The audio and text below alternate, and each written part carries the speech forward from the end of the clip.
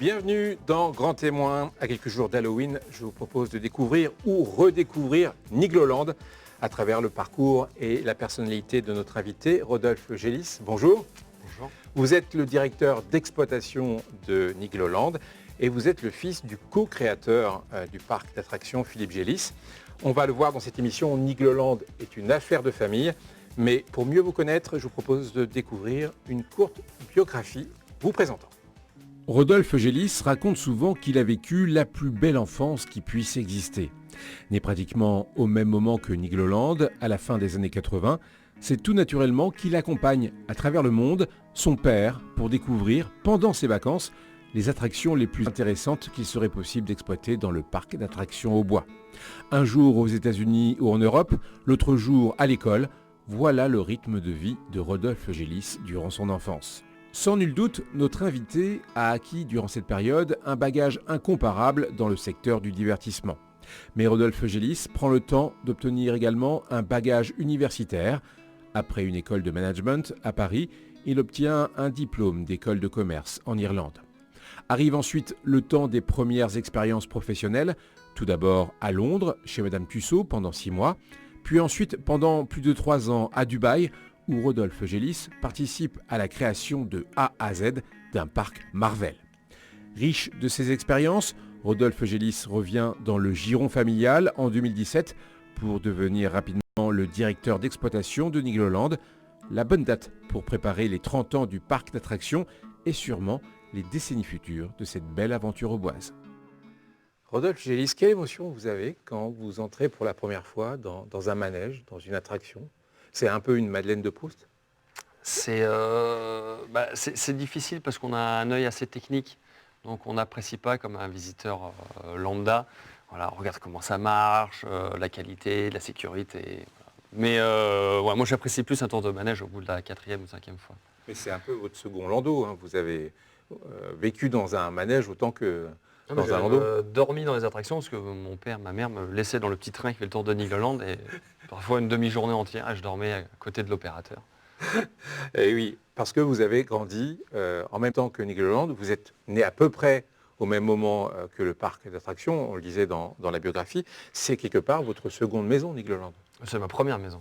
C'est votre première maison. Ah ouais. Je passe plus de temps à Nigloland qu'avec ma compagne. Donc, Mais quel souvenir d'enfance vous avez dans ce parc ? c'est toute mon enfance. Donc j'ai des millions de souvenirs à Nigloland. Mais les meilleurs, c'est quand je rentrais de l'école le mercredi, le samedi. J'allais directement manger des churros, des crêpes, je faisais des tours de manège, je faisais jamais mes devoirs. C'était fantastique. C'était un peu le paradis. C'était le paradis. Ouais. Vous ne faisiez jamais vos devoirs, mais enfin, vous avez eu quand même un bon parcours universitaire. Vous êtes parti du cocon familial, vous avez fait des études loin de l'aube, avec ensuite des expériences professionnelles qu'on a vues dans la biographie, qu'il faut évoquer. D'abord une demi-année au sein d'un mythe dans le divertissement, Madame Tussaud à Londres. Qu'est-ce que vous avez appris là-bas ? J'ai appris l'organisation à l'anglo-saxonne. C'est très cadré. J'ai appris beaucoup de process de création, parce qu'ils font toutes les sculptures là-bas pour les musées du monde entier, donc c'est assez fantastique, et beaucoup de management. Le sens aussi de l'ambiance. Il crée une ambiance autour de statues anciennes. Il crée une immersion totale. Il y a de la musique, des odeurs, c'est tout ça en fait qui rend les gens, ça les attire, ils sont transportés dans un univers, quoi. C'est génial. C'est pas un musée de cire où on met des petits bonhommes côte à côte où on prend des photos. Et vous avez là-bas aussi le succès c'est pas un parc, mais d'un musée. Je sais qu'à la mort d'Amy Winehouse, la chanteuse, vous étiez là-bas et c'était un petit peu la folie. Les gens attendaient. Ouais, on ouvrait, je me rappelle, à 9h du matin, j'arrive à 8h pour préparer le musée. Il y avait une file d'attente immense avec que des Amy Winehouse partout. J'avais pas regardé les news, on me dit elle est morte ce matin, Amy. Et ils sont tous là pour prendre une photo avec. Un pèlerinage. Un pèlerinage, voilà. On a ouvert les portes en catastrophe une demi-heure avant. Ils ont sauté sur le personnage et ils l'ont cassé en deux. Ouais. Trop Donc dommage. voilà, j'ai des souvenirs où je suis en train de me la trimballer, je la ramène à la maintenance pour qu'il refixe le bras. Et Mais les gens, ils pleuraient, c'était hystérie Mais totale. vous avez pu voir l'effet des musées ou d'un parc d'attractions ailleurs qu'à Nigloland. Et vous avez eu également une expérience exceptionnelle à Dubaï. Vous avez participé à la création de A à Z d'un parc Marvel à Dubaï. Mais c'est quoi cette histoire? Bah, c'est l'histoire d'un gars qui m'appelle, il me dit qu'il était stagiaire à Nigloland il y a une quinzaine d'années, un Allemand, et il me dit bah, je construis un parc Marvel à Dubaï, est-ce que tu veux me rejoindre? Je dis bah, ok, pas de problème, je demande à mon père, il me dit vas-y, je suis parti le lendemain. C'était rapide comme ça. Et le parc, on l'installe quoi? Dans le désert? On l'installe, moi j'arrive premier jour, j'avais un container posé dans le sable, et on me dit là il y aura 6 voies d'autoroute qui vont arriver, on va faire un dôme de 12 hectares climatisé, et on va construire un parc avec des attractions Spider-Man, Avengers et compagnie. Ça a duré 3 ans. C'était une expérience un peu incroyable. On est dans un autre monde. Ouais, je pense que c'était ma plus belle expérience. C'est passionnant de transformer un bout de sable en univers totalement immersif comme ça. Alors, malgré ces expériences internationales, vous avez décidé de rentrer au bercail, si je puis dire, pour diriger Nigloland, alors que vous auriez pu avoir une vie professionnelle internationale. Qu'est-ce qui vous a décidé de rentrer? En fait, oui, moi je ne voulais pas du tout rentrer. Je ne me suis jamais mis en tête que j'allais travailler au parc à Nigloland. Je voulais voyager à travers le monde, construire des parcs d'attractions à droite, à gauche. Voilà, traverser l'Asie ou la péninsule arabique pour le faire. Et mon père et mon oncle sont venus une fois, deux fois, trois fois, plusieurs fois à Dubaï me voir et je sentais qu'ils me tordaient un petit peu l'hameçon. Ah, tu veux pas rentrer? Parce que je pense voilà, ils étaient peut-être un peu vieillissants. Ils travaillent depuis qu'ils sont 12-13 ans. Donc voilà, ils m'ont incité à revenir au parc. Mais c'est le lien familial qui vous a décidé? Vous vous êtes Ouais, dit, ils il faut que m'ont ça dit- reste dans la famille? Il faut que ça reste dans la famille. On travaille tous ensemble en famille depuis les années 1800. Hmm. Donc ils m'ont dit, c'est toi qui vas casser ça. Je dis, ouais, Voilà. L'héritage j'ai été obligé en fait. l'héritage familial était trop fort. Ouais. Nigloland, en chiffres, aujourd'hui, c'est quoi?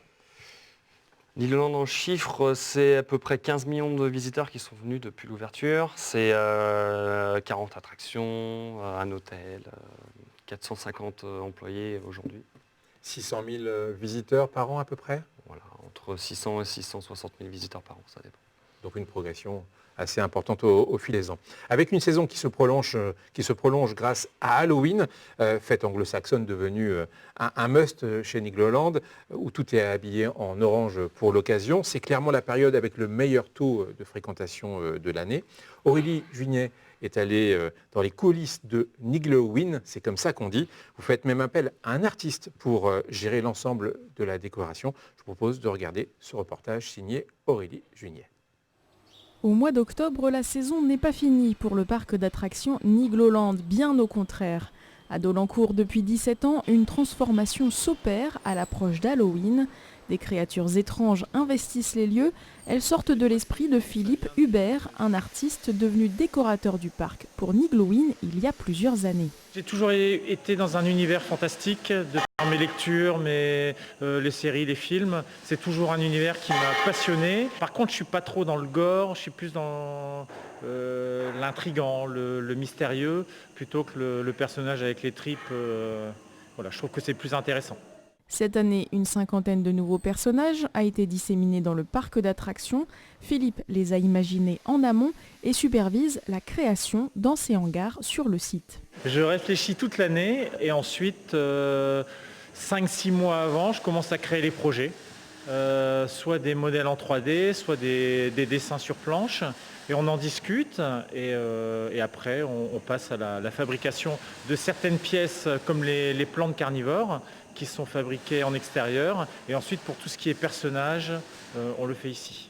Jardiniers, pirates, musiciens ou sorcières, la fabrication mobilise une vingtaine de personnes, de la soudure à la peinture finale. D'abord, il y a une armature en métal pour que ce soit bien solide. Ensuite, vous avez le tissu qui est placé, donc pour lui donner vraiment une forme intéressante, une dynamique, une intention. Et ensuite, tout ça, ça va être résiné pour que ça durcisse. Et ensuite, seulement, ça va être peint. Donc là, vous avez vraiment le modèle en préparation. Et derrière moi, vous avez le modèle qui est finalisé. Donc là, vous voyez, c'est vraiment dur comme de la pierre, hein, alors qu'au départ, c'est un tissu qui est réellement souple. On a vraiment l'impression qu'elle va vous sauter à la gorge. Ce personnage de médecin inquiétant a nécessité 3 à 4 jours de travail. Lors du lancement de Niglowin, c'est la récompense pour Philippe et ses équipes. Je me lève le matin, ça va être pour créer des choses qui déjà vont être vues. Halloween, c'est 160 000 personnes, je crois, qui viennent. Pour un artiste, c'est extraordinaire de savoir qu'il y a autant de gens qui vont pouvoir regarder les choses qui ont été créées. C'est formidable. Pour peaufiner l'ambiance, 60 tonnes de citrouilles et courges sont placées dans le parc pour une atmosphère plus féerique et champêtre qu'angoissante, afin d'étonner petits et grands. Ça fait 17 ans maintenant que Nigloland fête Halloween. Je crois que vous étiez l'un des premiers parcs d'attractions à créer une telle ambiance en France. Je pense, oui, effectivement, en France, on était le premier parc à fêter Halloween. Je pense, nos confrères nous ont pris pour des fous la première année. Il y avait beaucoup moins de décors, il y avait beaucoup moins de visiteurs, et puis ça a pris, quoi. En voyant cette opération liée à Halloween, on sent bien qu'en 30 ans, Nigloland a acquis une belle réputation dans son secteur. D'ailleurs, il a été classé 3e parc européen lors des European Star Awards. C'est un peu une consécration. C'est fantastique, d'autant plus que c'est nos pairs, c'est les propriétaires, dirigeants d'autres parcs, le zoo, qui élisent, c'est le ballon d'or des parcs. Oui, ou les Oscars, quoi. Voilà, Ouais, c'est les pairs exactement. qui récompensent les meilleurs. Voilà, donc on se dit, c'est bien, on est reconnu dans la profession. Il n'y a pas que TripAdvisor et Booking. Voilà. Vous avez repris donc le flambeau, on l'a expliqué en début d'émission. Qu'est-ce qu'il faut faire maintenant pour développer Nigloland dans la prochaine décennie ? Eh ben, il faut comprendre le marché, c'est le plus important, et il faut répondre aux attentes et créer des choses nouvelles. On sait que localement, on est arrivé au taquet de ce qu'on peut faire, c'est-à-dire à 1h30 de route. Donc il faut qu'on attire les gens plus loin. Comment on les attire ? Faut faire des choses que les autres ne font pas, ou plus extraordinaires, plus grandes, et il faut surtout les loger. Donc ça veut dire qu'il y aura des investissements en hôtellerie ou en tout cas un dialogue avec des constructeurs ? Oui, déjà cette année on a mis un partenariat avec les hôtels aux alentours de Nigloland pour qui se remplissent plus vite en fait, et pour répondre à des besoins de gens qui veulent du plus luxueux ou du moins luxueux. Voilà, ça a du camping aux 5 étoiles. Vous dites qu'il faut les faire venir, les visiteurs maintenant, au-delà de 1h30 de distance. Mais il faut faire quoi ? Des bus Nigloland, des trains Nigloland, des avions Nigloland ? Faut faire quoi ? C'est la $1 question, on ne sait pas. Vous avez bien des idées. On a des idées, je ne vais pas tout vous dire quand même aujourd'hui. Il faudra revenir alors. Exactement. Mais non, il faut déjà les loger. Et ça, c'est une problématique majeure. Est-ce que ça veut dire qu'il faudra aussi investir encore et encore dans des manèges, agrandir ? Voilà. Il faut les attirer avec des nouvelles attractions, et après, il faut qu'ils restent plus longtemps. Ces attractions, elles doivent être liées à ce que les adolescents souhaitent, des choses avec des grandes dimensions, qui créent des émotions fortes. On l'a vu, Nigloland s'est renforcé énormément sur ce secteur durant les années précédentes. Est-ce qu'il faudra encore aller vers ce genre d'attraction très, très forte ? Il est vrai que quand on met une attraction majeure à grande sensation, on fait environ 10% de visiteurs en plus. Mais il en faut pour tous les goûts. Nigloland, c'est un parc pour les familles. Du coup, parfois, on met le donjon avec sa tour en chute libre. Mais l'année d'après, on met les abeilles pour les enfants, les grands-parents. Voilà. Donc, ça change, quoi. Ça dépend aussi du budget, évidemment. Quelle sera la patte, Rodolphe Gélis ? De quelle manière vous comptez transformer ce parc dont vous héritez ? Oui. Déjà, on ne change pas une équipe qui gagne. Donc, on va continuer. On va perpétuer la tradition familiale.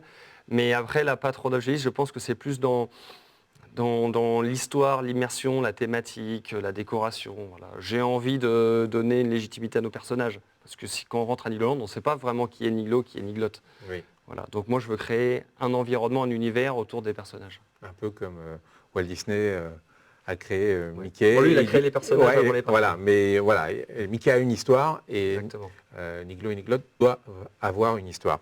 Vous êtes à peu près à 600 000 visiteurs par an. Est-ce qu'on peut atteindre un jour 1 million ou est-ce que c'est vraiment un rêve, un doux rêve ? Je sais. Vous savez plus en fait. Non. Mais non, en fait, on nous avait dit, on avait fait des études comme quoi on ne dépasserait jamais 500 000 visiteurs. Donc là, on va essayer de se rapprocher de 700 000 dans les prochaines années. Mais voilà. Est-ce qu'un jour on peut imaginer une déclinaison de Niglowind à Dubaï, en Russie, en Espagne? Est-ce que finalement, comme Walt Disney le fait, ou d'autres parcs d'attractions, on peut imaginer un développement ailleurs que dans l'Aube? Pour l'événement de Niglowind, je ne sais pas, je pense qu'ils n'ont pas besoin de nous pour décorer leur parc en Halloween, mais pour créer un Nigloland ailleurs. On nous a déjà demandé. On vous a déjà demandé. Voilà, dans des pays très loin d'ici. C'est pas à l'ordre du jour, mais ça reste dans un petit coin de ma tête. Alors vous reprenez à 30 ans l'œuvre familiale, on l'a dit, le parc Nigloland. Est-ce que vous ne ressentez pas trop de pression, à la fois sur le plan personnel et sur le plan professionnel? C'est pas parce qu'on vous attend finalement. On vous attend parce que c'est un succès depuis 30 ans, donc il faut continuer le succès. Et puis la famille, elle vous attend aussi. Techniquement, je n'ai pas de pression, professionnellement non plus, mais elle vient plus de la famille en fait. C'est plus dur de bosser en famille qu'on ne le croit. Vous ne voulez pas les décevoir? Non, on doit être exemplaire. Et on n'a pas le droit à l'erreur, c'est ça la plus grande pression. Je voudrais que vous réagissiez à une interview surprise. C'est un de vos proches qu'on a interviewé et on lui a demandé ce qu'il pensait de vous. C'est un grand ami à vous. Et c'est aussi un grand ami de Canal 32 qui a sa propre émission sur la chaîne. Il s'agit de Léonard Pomez, commissaire-priseur à l'Hôtel des Ventes de Troyes et que vous retrouvez chaque semaine à l'antenne dans L'Objet d'une histoire. Vous vous connaissez depuis quelque temps. Voilà ce que Léonard Pomez pense de vous. On s'est rencontrés donc à Troyes il y a 2 ans et ça a été un vrai coup de cœur amical. Entre lui et moi, puisqu'on ne se quitte plus depuis 2 ans maintenant qu'il est troyen. Il est devenu mon voisin, il habite au-dessus de chez moi à Troyes, avenue Pasteur, et il a même été dernièrement le témoin de mon mariage. J'aime chez Rodolphe, c'est qu'il est quelqu'un de très solaire, il est très rayonnant, il a cette joie de vivre qui le caractérise, grand sourire toujours aux lèvres. Il a un cœur énorme, il a toujours envie de faire plaisir à ses proches, il est très généreux, il a mérité son poste, il a toujours des nouvelles idées, il a toujours envie d'innover, toujours envie d'éblouir le public, d'étonner le public de Niglo. Voilà, moi il a tout à fait les épaules pour être à ce poste. Il a vraiment d'énormes capacités. Pour l'avoir suivi 1 à 2 journées au quotidien dans ses missions, faut savoir qu'un directeur de parc d'attractions, c'est avant tout gérer les problèmes du quotidien. Il faut savoir être hyper réactif, très disponible, aussi bien pour les clients du parc que pour les collaborateurs. Dès qu'il y a un problème, c'est Rodolphe qui est mis en avant et qui doit jouer le pompier et régler le problème. Donc moi je dis chapeau parce qu'à son âge, à 30 ans, être à la tête d'un parc avec autant de personnes sous sa responsabilité, je suis vraiment admiratif de Rodolphe. Il dit de vous que vous êtes solaire. Est-ce que ça vous va bien ça? Je le verrai ce soir et je vais lui demander la définition du solaire. Ouais. Vous semblez à la fois vous avez plein de responsabilités et à la fois dans une belle insouciance, c'est-à-dire qu'elle ne vous plombe pas ces responsabilités. Est-ce que ça peut vous définir pour l'instant? En fait, j'étais prêt à ça, donc je n'ai pas de pression. Quand je travaillais à Dubaï, j'avais 2500 personnes sous mes ordres. Donc je vais pas dire que c'est facile, mais c'est naturel pour moi de faire ça. Et je le fais avec passion. Je dirais, si on ne me payait pas, j'irais quand même. Donc, C'est quoi votre vie en dehors de Nigloland? Eh ben, je passe mes soirées avec Pierre-Léonard Pomez. Mais non, parce qu'avec Léo, on est un peu pareil. Je sais pas, ils font ça depuis 3 ou 4 générations. C'est la passion qui l'emporte sur le professionnel. Voilà, donc on a des points communs. Puis il a des instincts de forain un peu comme nous. Donc on se balade à Troyes. Eh ben justement, vous êtes 2 au bois et on va parler un petit peu de l'Aube maintenant dans cette chronique L'Aube et moi. Dans cette séquence de l'émission, on va mieux découvrir votre relation à l'Aube. Vous avez voyagé partout dans le monde. Vous avez même dit qu'à la limite, c'était au départ votre rêve d'être une sorte de globe-trotter dans les parcs d'attractions. Vous avez fait d'ailleurs une sorte de road trip de 6 mois en Amérique du Sud, à pied. Les plus belles villes Les plus beaux paysages ne vous sont pas inconnus et pourtant vous avez choisi de vivre à Troyes plutôt qu'en Floride et en Chine. Quel avantage a l'Aube par rapport à la Floride et à la Chine?